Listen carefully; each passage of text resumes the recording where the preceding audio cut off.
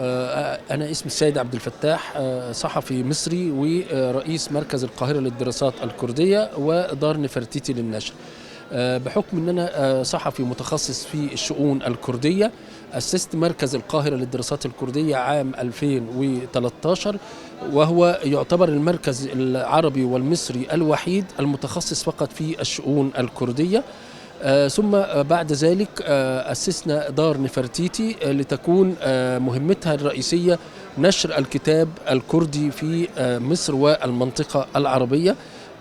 لدينا اهتمام كبير بهذا الأمر، لأن القارئ والمثقف العربي لا يعلم كثيرا عن الثقافة الكردية والتاريخ الكردي والقضية الكردية، وبالتالي من خلال المركز ومن خلال دار النشر نحن نسعى إلى الوصول للرأي العام المصري والعربي والنخبة المثقفة. نريد أن يطلع المثقف المصري على إبداعات المثقفين والأدباء الكرد، يعلم كيف يفكر الكرد، إلى أي مدى وصلت الحركة الإبداعية والثقافية والفكرية الكردية.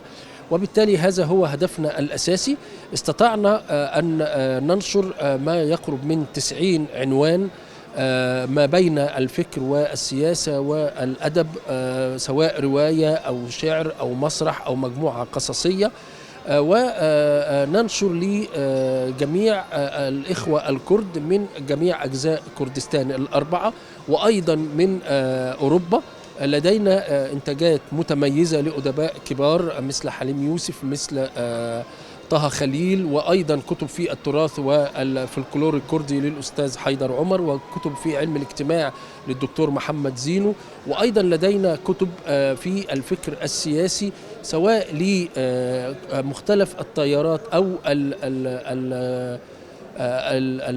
الأحزاب السياسية الكردية، لكي يتعرف الرأي العام المصري والعربي على الحركة السياسية الكردية لدينا عن إقليم كردستان.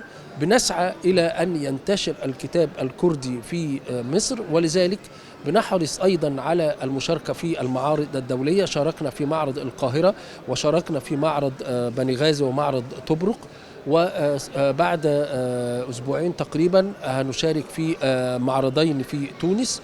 مشاركتنا في معرض أربيل الدولي للكتاب هو معرض من أهم المعارض الثقافية ومعارض الكتب في المنطقة، وبنستهدف فيها أن نقول للشعب الكردي أنك لست وحدك، وأن هناك آخرون من جنسيات ومن قوميات أخرى معكم، مؤمنين بقضيتكم، بيحاولوا أن يقوموا ببعض الجهد المتواضع لإيصال الوجه الحقيقي للشعب الكردي، تاريخه وحضارته وعراقته وتسامحه.